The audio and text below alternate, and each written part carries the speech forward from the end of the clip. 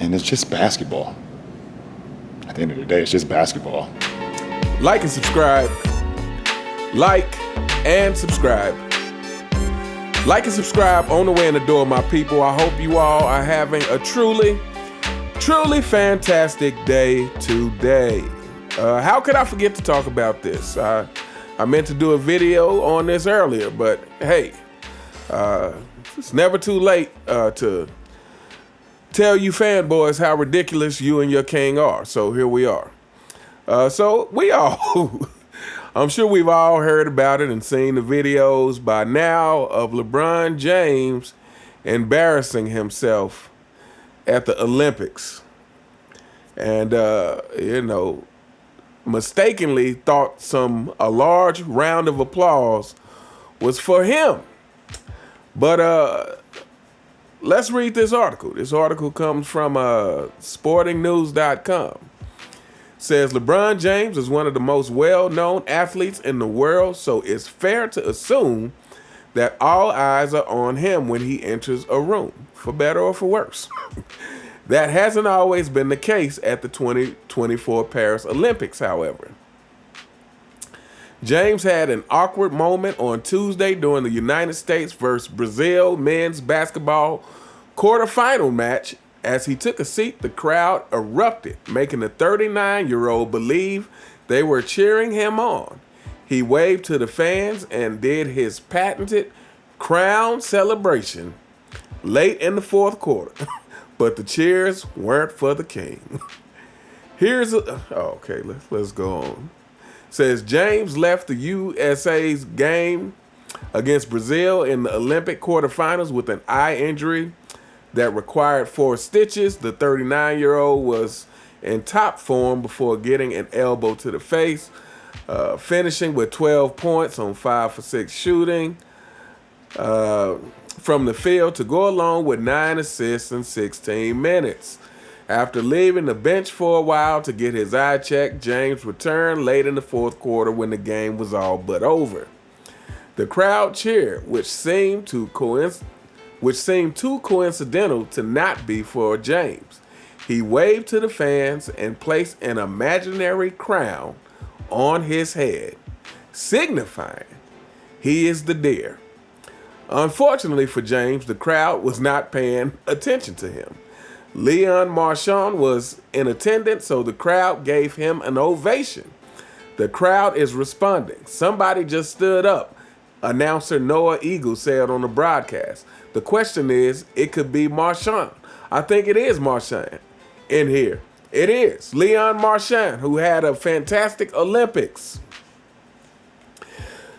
So, my people, we are going to keep this video short. I really just have a question for you LeBron James fanboys. When someone gives you a compliment, we get back into the LeBron situation.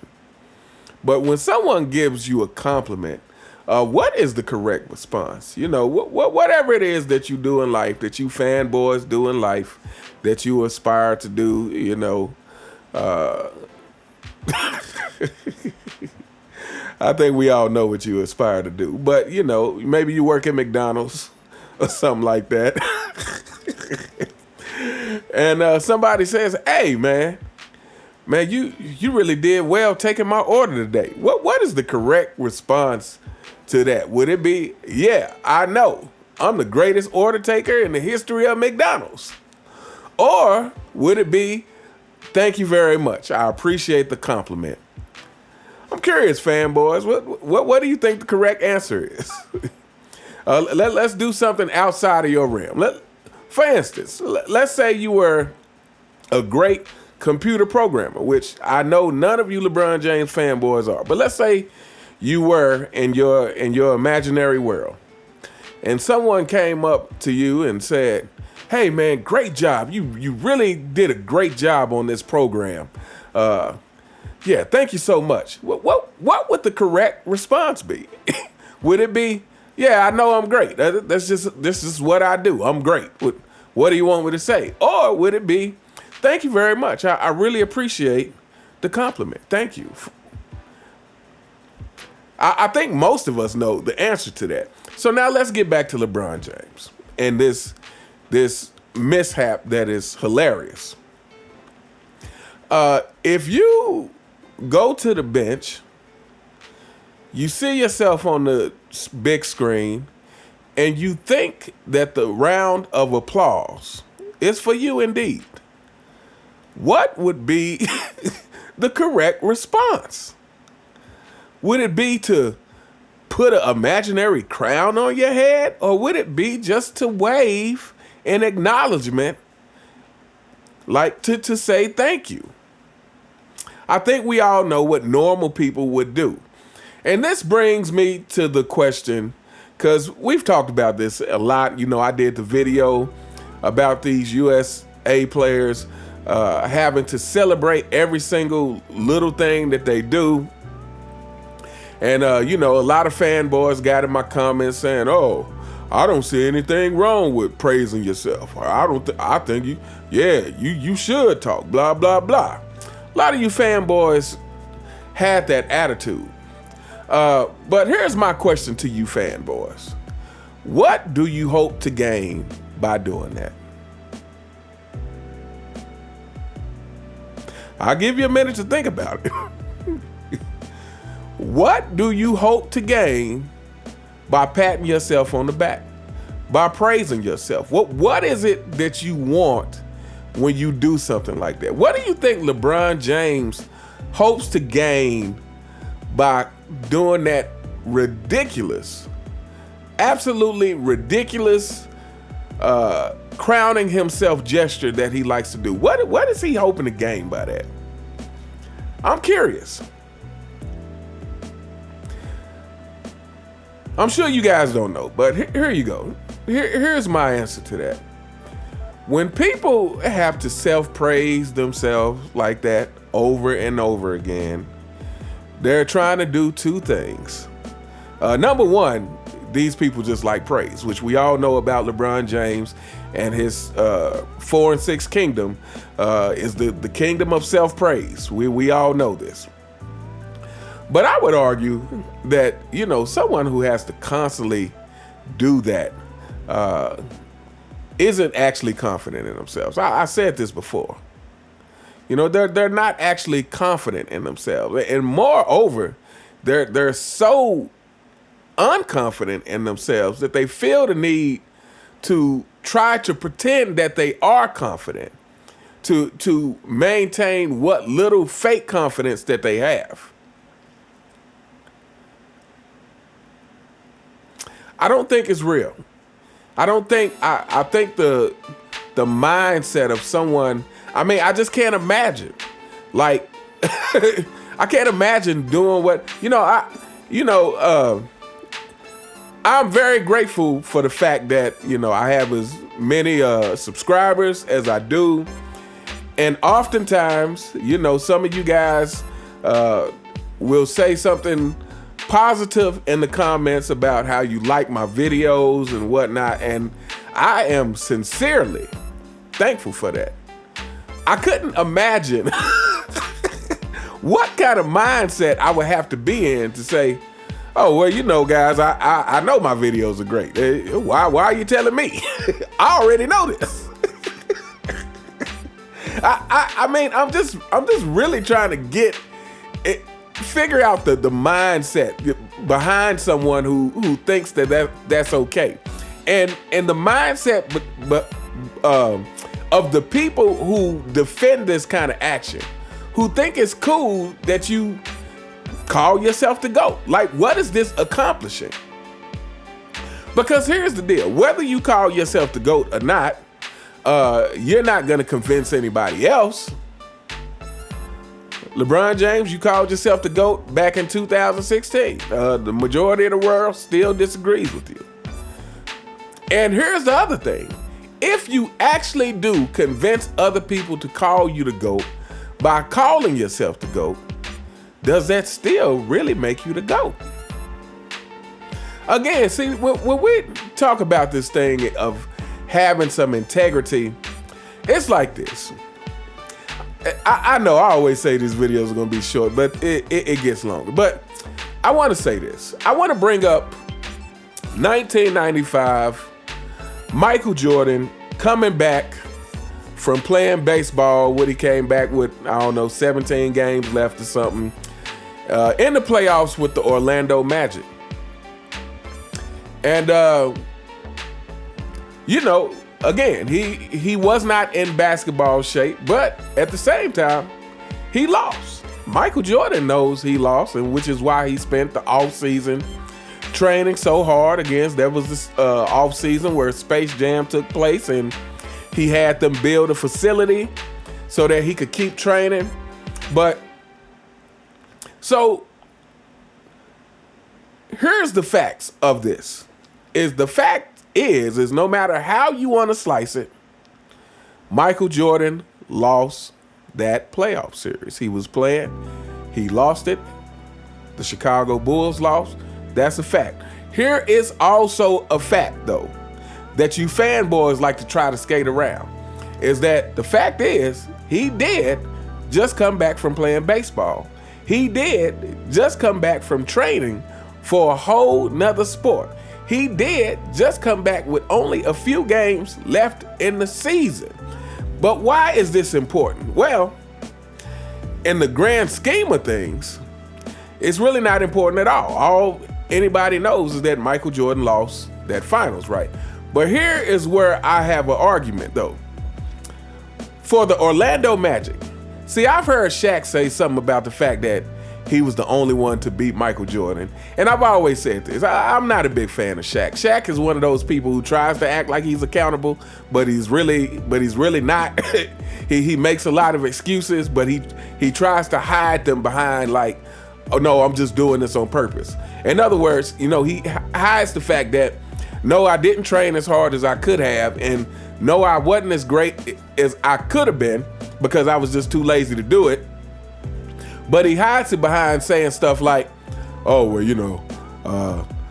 I never wanted to be the greatest player. I only wanted to be the most dominant. That was only my goal. Yeah, who wouldn't want to be the greatest player, Shaq? Who wouldn't want to be the greatest player if they could be the greatest player? But what you really need to say is, I was too lazy to work and be the greatest player, so I settled for being the most dominant. That's what you mean. But But back to it. I've heard Shaq talk about being, the only person to beat Michael Jordan or something in the 90s. Something to that effect. But here's my thing. If you're a real competitor, you would know that you didn't beat Michael Jordan at his best. Again, if that was me on the Orlando Magic, hypothetically, and I was a star in the NBA and I beat Michael Jordan with him coming back from baseball, me as a competitor would know inside that, hey, yeah, I beat Jordan, but I really didn't beat Jordan. I didn't beat, Jordan at his full extent. I didn't beat Jordan at his best. Part of me would always know that was the case. So this is what I'm talking about, having some integrity for the game and being truthful about the situations the situations that you attain your accolades and stats from. Being real about those situations. Again, yes, in the history books, yes, it's just gonna say Michael Jordan lost. And for those who know the situation, for those who saw The Last Dance, for those who grew up during that era, yes, we all know Jordan was not his full self at that point. Again, he had been training for a whole nother sport. But as a competitor on the Orlando Magic, like I said, if I was a competitor, I would spend the rest of my life knowing that I would feel cheated that I didn't get to play Jordan at his full extent. Well, I guess they did the next year and got swept, but you guys know what I mean. Like, I would forever know in my heart that, yeah, we beat him, but we didn't really beat him. That's how I would feel, And so, yeah, so going back to what I was saying about LeBron James, if you were able to convince people to call you the GOAT because you spend all your time self-praising yourself, because you spend all this money with Clutch Sports, getting them to promote you as the GOAT, getting them to tear down Michael Jordan, getting them to tear down past eras and players of the past. If you are actually successful, how would you even still feel good about it down inside? If you knew, like, well, the only reason people are calling me the GOAT is because I use my money to spread this propaganda for the last 20 years. You know, it's because I called myself the GOAT, and, you know, over the years, I've finally been able to just get people to say it. You know, how, as a competitor, would you actually feel satisfied? Now, let me answer this. I know LeBron James would feel satisfied because he's not a competitor. I know he would feel satisfied. He's not a competitor. He's like I said, he's a gold digger. He's a gold digger. Shout out to Sports and Fitness Rants. Like Sports and Fitness Rants says, LeBron James is always in a win-win situation. Whether he wins or lose, if he wins, he gets the praise. If he loses, he gets a plethora of excuses. This is the life of LeBron James. So I know LeBron James, he would feel okay if he was able to brainwash the world into calling him the GOAT, because he is not a competitor. Because someone who is an actual competitor would not feel okay with that. Like, they would spend the rest of their life. No, I equate it to like another story about Jordan. I think just recently I saw an interview with Dominique Wilkins, and he was saying how Jordan approached him and said, hey, you know, Dominique, you really won that slam dunk contest. Why would Jordan do that? Because as a competitor, if Jordan didn't feel like he actually beat him, it's gonna bother him. And we know Michael Jordan is the ultimate competitor. Again, Michael Jordan loves the game of basketball, so he has to be truthful about the game of basketball. You know, another example is he might not like Isaiah Thomas, but he still has Isaiah Thomas as the second greatest point guard next to Magic Johnson, you know, according to Michael Jordan. This is because of his love of the game. This is because he loves the competition, and he can't cheat the game in that way by letting his emotions affect his objectivity about the game. So yeah, you know, he recently told Dominique, hey, I can't remember which dunk contest which year it was he was talking about, but yeah, he told Dominique, hey, yeah, you really should have won that. That's what a real competitor does. Like, if they don't feel like they beat you, or if they feel like you were actually better, but somehow you still got it, a real competitor is they're gonna feel a way about that. So yeah, you know, you fanboys, you guys really should be ashamed of yourself. Like, if LeBron James was actually successful in convincing people to call him the GOAT, all of you should feel empty inside. I mean, you probably feel empty inside anyway. But what I'm saying is that succeeding in that feat means nothing if people don't see LeBron James play and simply think he's the GOAT off of that means he's not the GOAT. Again, many people were calling Michael Jordan the greatest player they ever seen before he ever set foot on an NBA court. That is because the eye test doesn't lie. That is because when they saw the guy play, they knew, like, this guy is different. Like, we've just never seen anything like this before. And here's the thing, fanboys. Michael Jordan came into the league in 1984. And here we are in 2024, and we still have not seen a player do the things that Michael Jordan can do. Still, in this day and age of everybody's more skilled and blah, blah, blah, we still have not seen one player do the things Michael Jordan can do. Kobe Bryant was the closest, and we know how hard Kobe worked. Kobe was actually a warrior. Kobe actually cared about basketball. Kobe actually put in the work on his game. No matter what other things you fanboys want to say about Kobe? Because I know some of you fanboys are just Kobe haters. And it's probably because your king didn't like him either. We all know LeBron James did not like Kobe. He didn't like the fact that Kobe would tell you to your face that he's going to drop 40 on you. That Kobe, you know, would tell you to your face that you can't guard him and that he's going to shut you down. LeBron James does not like direct people like that. He's passive aggressive. He would rather you be passive aggressive. That's what he responds to. But anyway, this video went on way longer than I had intended. But yeah, that's something for you the fanboys to think about. Seriously. It's like, what if someone gives you a compliment, why would you turn around and then crown yourself? That is like the most unexplainable thing that I've ever seen in my life. It just doesn't make any sense at all. It's like someone's giving you a compliment. Someone's giving you a round of applause and you well, we are living in an alternate reality, and we have a legion of 4 and 6 members who defend this kind of action. This blows my mind. But anyway, this is where we are, people.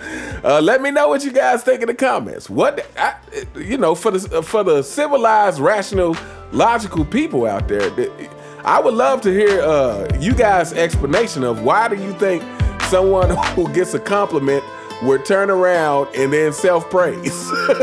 Why someone who gets a round of applause would feel the need to king theirself, as if, yeah, you're applauding my greatness, but yeah, I know I'm great. I don't need your applause.